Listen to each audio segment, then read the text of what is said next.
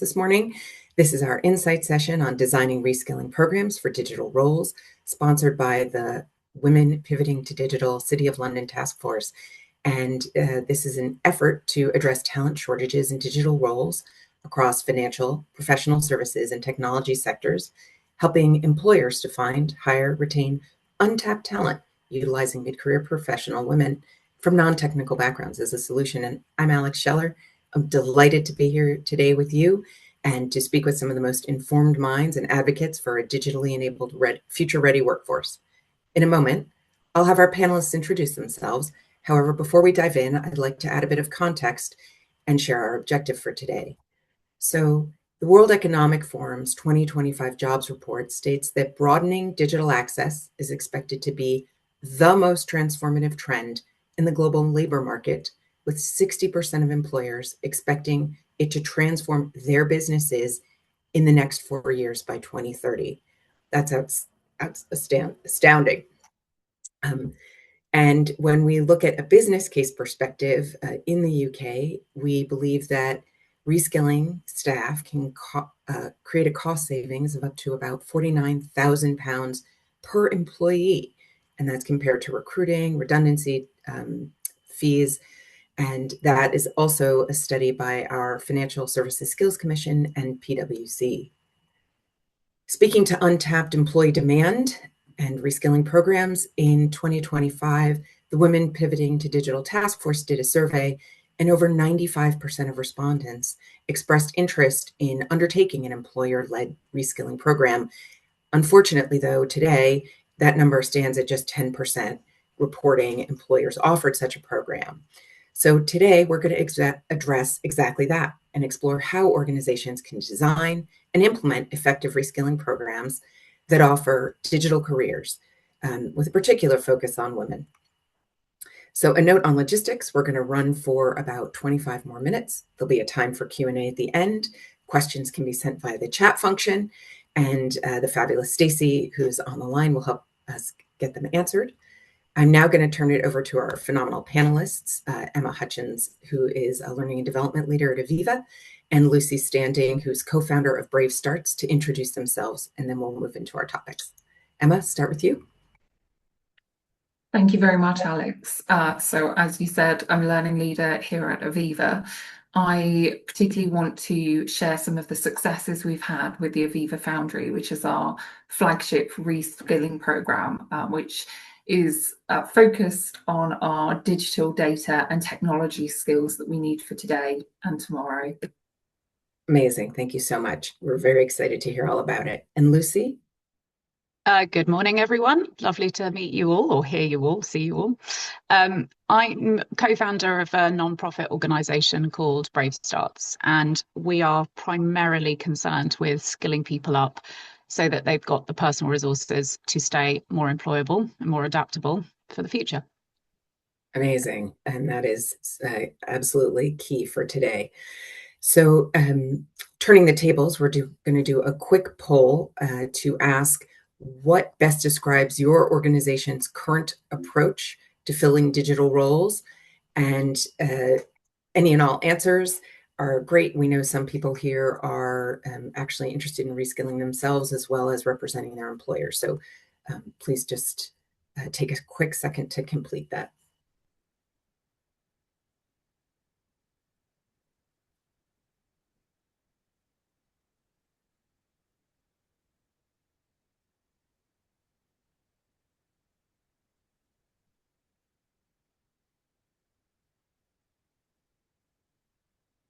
Okay, has everyone managed to complete that?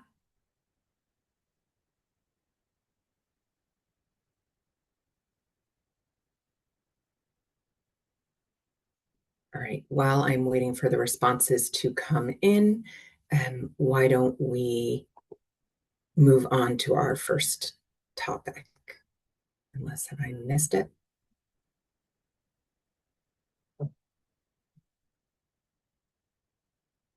Can we close the poll? All right, there we go. Okay, so we have a terrific mix today. About 30% of us are relying on external hiring. Another 30% are blending, reskilling, apprenticeships, and external hiring. We have about 13, 15% that reskill internally at a small scale or run a structured program, and 20% are just exploring. So hopefully by the end of the day today, we will convert the 20% into another category. And we're excited to help all of you on your journey with some actionable strategies and tips. So our first topic today is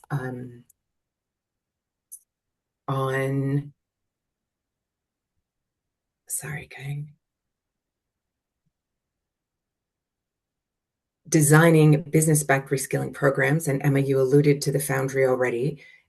Why don't we have you start today just telling us a little bit more about what's in Aviva and how the Foundry works. Thanks, Alex. So the Aviva Foundry, as I said, it's our flagship reskilling program. It was established in 2023, so we're just coming up to 3 years along our journey of reskilling.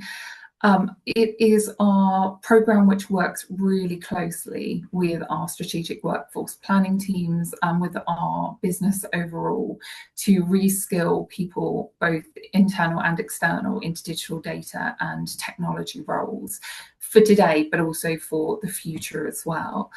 It's very much embedded within our broader workforce planning, and it's a key part of our talent mobility strategy. Our programs are designed to be modular, they are flexible, and they allow that future capability growth, particularly in those digital tech and data roles where we do see roles are changing, the technology is changing, new trends are emerging all the time. It allows us to be on the front foot with those types of roles. We focus on career pathways, so we don't just focus on giving somebody a skill or an individual piece of technology that they can use. We look at people's broader careers at Aviva. And by doing that, it helps colleagues see how our reskilling programs can lead to meaningful progression at Aviva. And career progression is something that we are very, very proud of as a company. And the Foundry is absolutely key to that. The delivery itself blends some external learning, curated internal and external content. But what's really important is it also gives people hands-on experience through projects within the programme, so that when people are ready to apply for one of those roles, they have experience to talk about in interviews. We're making sure that we're giving people a fully rounded development experience. Thank you. Lucy, you have seen a very large number of mid-career changers through your organization, through Brave Starts. For them to even consider a program like what Aviva offers, what are some of the barriers that they face when considering it? And can you help with what sorts of features people should be looking for to support them best? Yeah, for sure. I'm going to pull on data. So we've got an ongoing survey that's still on our website. Anyone can take part. The majority of people who come through our programs are midlife and older. So the vast majority of people who've taken part in this survey are over the age of 45. We've had more than 6,500 people take part, and we do ask them very specifically that exact question: what are your biggest barriers? And number one on the list, by a considerable margin, is having no idea what job it is they want to do next. So they might want to retrain, they might want to reskill, they can see the writing on the wall. There's no future for me now as a photographer or a graphic designer. But that knowing what you no longer want to do doesn't inform them particularly effectively into what it is that they do want to do. And just to give you some numbers on that, we're looking at about 73% of people answering that response, and about 38% of people coming in with the second biggest barrier, which is ageism. So when we're hearing the screams on LinkedIn of people saying how incredibly difficult it is, the lack of training programs, the lack of strategic planning, the constant rejections, it is actually not anywhere near even a part of significant degree of problem as not actually knowing what job it is they want to do next. So that would be the sort of the main and the most significant barrier. Third on the list is lack of flexibility. So even if people are interested in looking at and doing something slightly different, some of the programs that are out there are kind of like, well, you have to do these 3 months full time in this location, which again puts up quite significant barriers for people who may have caring responsibilities, may need to be a little bit more flexible. So I would sort of say, to counteract that, you know, you ask a little bit about some of the features. I mean, I guess there's going to be, you know, different needs and requirements for different organizations, but by far and away, the most significant thing that organizations could do is to encourage people to contact, to speak to, or to shadow a role that training may end up placing them into. And again, I'll give you some examples of, or a data point on that. Academic research looking at nurses and whether or not they will actually continue throughout the entirety of a training program increased by 68%. So the number of people successfully completing increases dramatically when people actually know what they're doing the training for, when they can see what they're going down the pain or the enjoyment, if you like, of going through multiple programs and courses. If they know what the prize is at the end, that massively increases the success rate of what that program is going to achieve.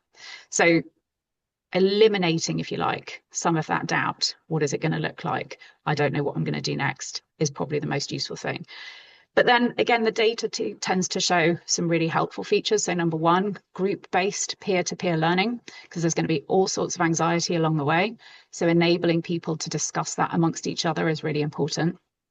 The other thing that's going to be quite important is building and focusing on some of those personal resources. So yes, it's absolutely critical. If you're retraining somebody to be a paramedic, they have to know the skills to know how to save somebody. But by the same token, actually something that looks at their resilience, about their confidence, those sorts of elements are going to be the sorts of features that make those people feel better as they go through the program.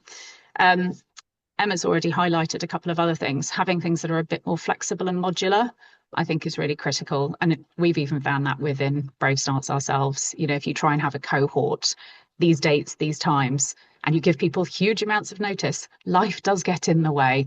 And that's a real pain, it's a real pain. So you just have to try and build in that flexibility right from the start. So those would be my main suggestions. Excellent. Thank you so much. Emma, so building off what Lucy just shared, you've already mentioned that you use a modular approach. How do you bring the managers or the leadership hierarchy on this journey as well? Because it is a really large commitment, both time intensive and resources, to enable someone to shift and pivot within an organization. Can you give us some insight on what you're seeing that works? Or even any battle scars along the way? Absolutely. So I think the key thing is keeping everybody informed and being really clear about expectations. So when we work to design a program, we work with line managers who will ultimately manage people within the roles, but we also work with the broader leadership team at Aviva so that everyone is aware of the Foundry, everyone's aware of the commitment. We have programs that are between half a day a week and 2 days a week. So there's quite a broad range of how much time we are asking people to commit to our programs. And that is based on whether it is an upskill or an additional skill that we're giving people versus a full reskill. People do maintain their current roles at Aviva whilst they are on a Foundry program. So we need the line managers to understand that actually potentially 2 days a week, you won't have this person who is doing their normal role. We then make sure that everything is very practical. It's something that is very meaningful for the future role that they will move into. So it's not all theoretical. We do have external content, but we always make sure we put an internal wrapper around it. And one of the most important things that we did was get senior sponsorship. So Amanda Blanc herself was one of the very initial sponsors and continues to be very invested in the Foundry and its success.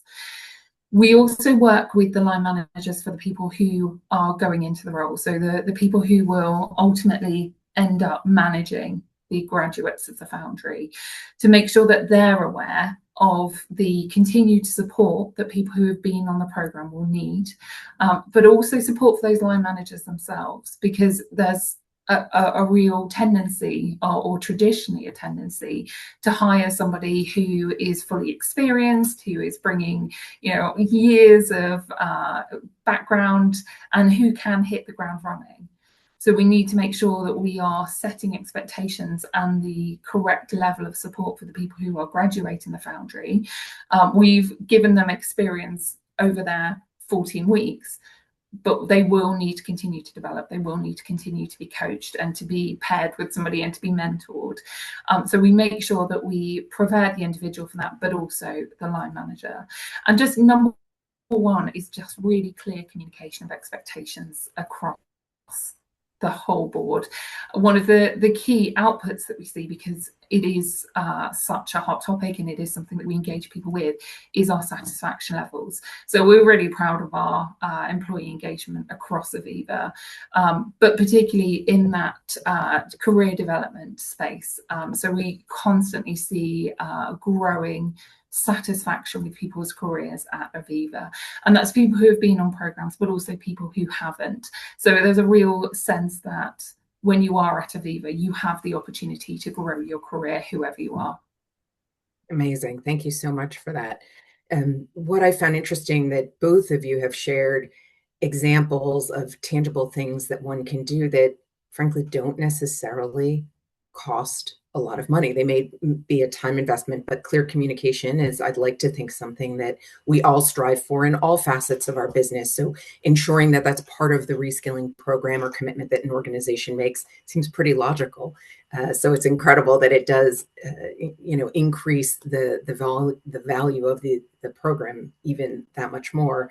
And similarly, Lucy, just giving someone an opportunity to speak with someone in a future role, a job exchange, there's people, you can have people have coffees internally within organizations all the time. Like, why not have something that's just a little bit more structured, to make sure that you take some of that unknown and perhaps concern out of it. You might even make a friend. That could be a good thing. You're nodding. Is there anything you'd like to add? Sorry, you're on mute, unfortunately. The only other thing I would add is that, generally speaking, employees love doing it as well. People really enjoy talking about their role. When they've got the license, you're actually going to inform somebody here. Don't hold anything back. Talk about the good, the bad, the ugly. When people show some real genuine curiosity in a role, it's nice to be able to talk about what you do. I think a lot of people end those conversations thinking, oh, it was my good deed of the day. That right. feels It's like in the giving is the receiving. And one of the lifelong lesson skills that I think we all are actively trying to cultivate these days is curiosity. So what better way than to talk to a colleague? Yeah. Okay. Thank you guys on that. I'm noting that we have gone long on this topic, which I sort of hoped we would, because I think it's just so important as our audience is thinking about where they are on their learning journeys and for themselves. But I am going to move us along to skills first assessment and internal mobility. So Emma, you've already alluded to this, and you've spoken a little bit about the program itself, but could you just talk us through how you anticipate future needs and how you plan for those, and if there's any kind of frameworks you use to underpin those approaches? Yeah, absolutely. So this is something, like I said, we're almost 3 years into the Foundry. So some of these things we did set out very early on. Other things we've evolved through trial and error. I think the most important thing is identifying those future skills before they become urgent, before we are having to go out to market and bring people in. We need to make sure that we're working with our workforce planning colleagues, we're partnering with the business, we're forecasting capability needs 12 to 24 months ahead, which feels like a long time, but it is that mindset that you need to get into, because if you have a new need and you're thinking about a 14-week reskilling program, ahead of those 14 weeks, you've got to do your design, you've got to do your scoping. after that, you need to provide that ongoing support. So you do need to be thinking that kind of 12 to 24 months in advance. This can be hard because we know technology is moving as fast as it is, but that future focus is really key to making it successful. The other thing that is really important is thinking about where roles will be available in the future geographically. So making sure that we are having roles available for people who have graduated the Foundry, and we've had lots of success in matching people into those roles.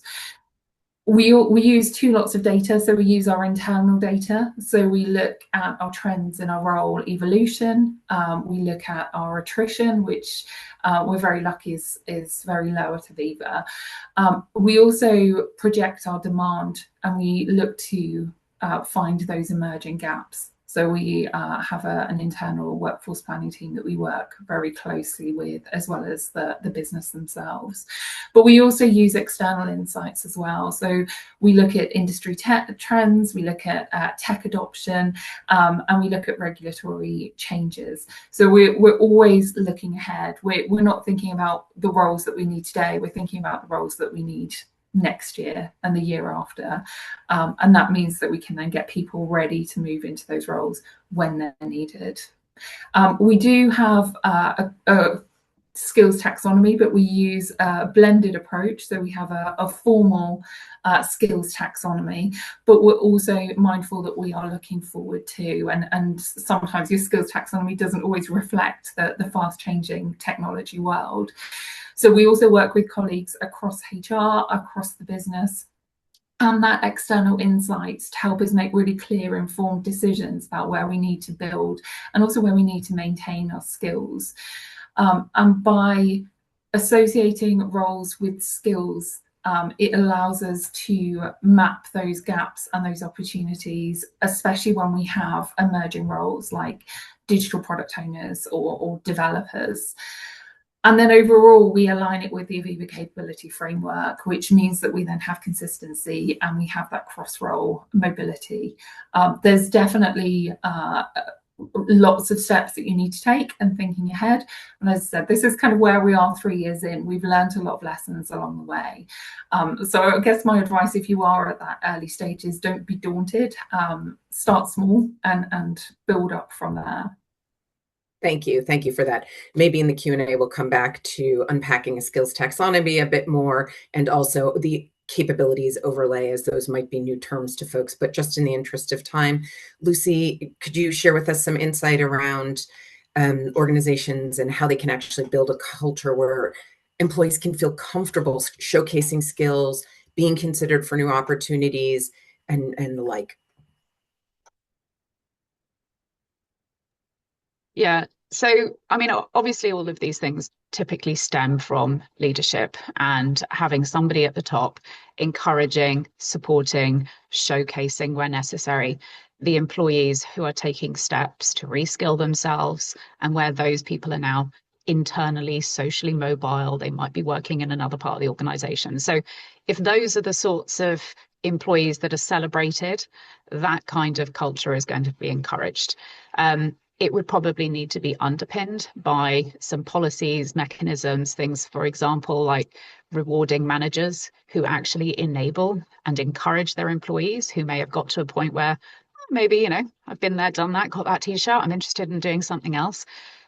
Encouraging those managers to support those employees to make some of those internal moves, rather than actually just have that manager not experience any upside from losing team members, because at the moment that's not particularly motivating. The other thing that I think is probably quite useful is Standard Life Centre for Non-Retirement have been championing this idea of encouraging the hiring of a Chief Careers Officer. And I think that's quite useful, because there are situations where employees and managers, perhaps the oil doesn't work in that relationship particularly brilliantly, and actually having another person who can independently assess, converse, broker introductions, help introduce people to other parts of an organization, having that be somebody who is not particularly personally invested in any one particular, the manager's agenda or the employee's agenda, you know, having that person help to as I say, move people around an organisation as and where those needs might be, strikes me as being a very useful idea. Sounds like So I think in terms of the culture side, those would be the three main things. Thank you. That actually all sounds like a lot of fun. I hope that folks are taking up the challenge of a chief career officer, even if it's not a bespoke role. It could certainly be a hat that someone wears. As leaders get more senior, they tend to get additional accountabilities. And even if you're in a smaller organization, it's just really trying to create a safe space for someone to be able to ask questions and not be penalized when in fact they really may be trying to figure out how can they contribute more. So some of these questions come from, the genuine curiosity that we mentioned earlier. Yeah. We have a couple of moments left, so I am going to move us along to our third topic, which is retention by design, talking about culture, which you were just alluding to, Lucy. I'm just going to turn it a little bit to women and any myths about why women may leave digital roles, if you have any, based on your findings, or what conditions really matter for retaining women in digital roles and their careers. Me first, or yes, yeah, please. Yeah. I think that the kind of the 2-3 main myths that I probably want to bust for most people is that, number one, women are just not confident enough to do these roles. They don't have this imposter syndrome, and it's the men that push themselves forward. So I'd say that's myth number one. And I'll explain something to kind of tie them all together in a minute. I think myth number two is that they're just going to leave because they have young families. So it's the babies, it's the children that they're supporting. That's another reason why they're leaving. And then the third one is just they're not as interested in tech. So it's more the men, it's more the boys who do the video games, it's more the boys at school who are doing the physics and the maths and the computer science. So you just don't see these women. There's not as many people coming through the pipeline. In terms of all of those, typically what we're observing is not so much that those myths are indeed the reality, but it's much more around the fact that structurally within organizations is what we see in a lot of across the board everywhere else. If the roles are unsupportive of things like flexible working, if the roles are incredibly demanding in terms of long-term hours, if the roles expect a certain stereotype, if you like, in terms of willing or ability to perform, that doesn't necessarily play or talk to the sort of female quality side of things, those tend to be more the sorts of reasons as to why we're not seeing women coming through as much. Thank you for that. And Emma, can you help us with how the Foundry measures and supports career progression? You have already alluded to it, but if you could give us a little more color as we wind up and go to Q&A, that'd be great. Yeah, absolutely. So I guess outside of the Foundry, balance of all kinds, but particularly gender balance, that Aviva is really supported through our policies. So we make sure that we have equal parental leave, we have accessible hiring processes. So Aviva is for everybody. It's kind of that's one of our core beliefs, and it's really important that we offer the same opportunities to everyone in a way that meets them where they're at. One of our key things in terms of how we make sure that we are supporting people is looking at career progression. So we're not just looking at giving people a skill, as I've said. We make sure that we are building that career progression as an outcome, but as a core objective as well. We make sure that we balance all of our diversity measures across all of our programs. And we've certainly had women benefit from this, but so have all of Aviva colleagues. Outside of the core program, participants receive some career coaching, they have access to mentors. There's also visibility of those internal mobility pathways from the outset. So it's something that's very much built in. And we really focus and very key to what Lucy was saying, we focus on building people's confidence. So it's not just, here is how you use the system or here is how you engineer something. So actually your confidence and your identity shift as well. So we support colleagues to see themselves as digital, as data, as tech professionals. And those progression plans are then co-created with participants and line managers to make sure that they really align to our business needs and our aspirations. So we kind of make sure that we are wrapping it all into one of our programs. Emma, thank you so much. It just, it feels like a program that's very multifaceted, incredibly thoughtful in its nature. And you've really shared some insight into what others can either look to adopt, where they can even just, you know, use as a beginning model to get their headspace to think about what's possible, and some actionable insights. I am noting that we have gone to time, and so I'm going to ask us to do a quick poll just to see what folks think today might be the #1 blocker for initiating or scaling an internal reskilling program over the next, say, 6 to 12 months. And you can select multiple answers.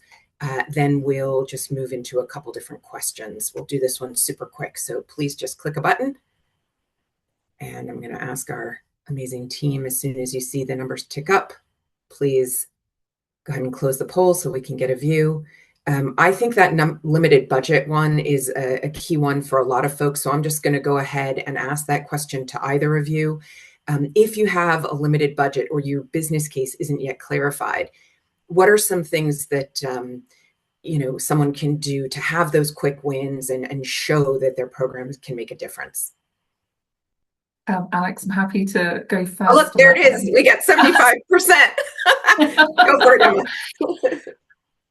So I guess there's a couple of things. So we are very fortunate in Aviva that we can invest in our programs. Appreciate that's not the case for everybody. And I'm talking investing financially. We have experts in our business already. So you talked about mentoring, you talked about asking people to share their own career journeys. Lucy talked about giving people real life experience of what it will be to do those jobs. And we absolutely build that into our programs. So I think that's a really key starting point. Some of our very early graduates from the Foundry are now our biggest advocates, and they will talk to people who are interested in programs. They will talk to people who are interested in roles, and that real life experience is absolutely key.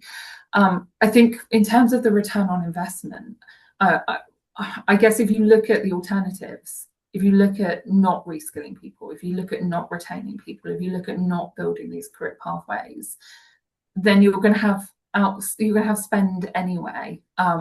If you look at your return on investment in terms of what people bring to the company and their experience, the broader company coming into those tech data roles, it's by far outweighs just focusing on hiring externally all the time. So I think it's that broader win, but being really clear on your metrics as well. You know, setting yourself targets, looking at how you are enabling the business by reskilling. Thank you, Emma. And in fact, I think one of the stats we started with was something like up to £49,000 per employee can be saved by keeping someone in your organization. So you could look at that metric as a hard cost that can be found publicly. I think it's the Financial Services Skills Commission, chat with Ms. GPT if you need to get the statistics, but there is information out there that can help you build that business case. Lucy, would you like, everyone's being incredibly generous and staying on the line with us. Lucy, I'd love to hear from you on the same topic, if you don't mind. Yeah, I mean, the evidence on this is really categorical. And luckily, there has been a massive systematic review of almost all systematic reviews and all meta-analytic reviews.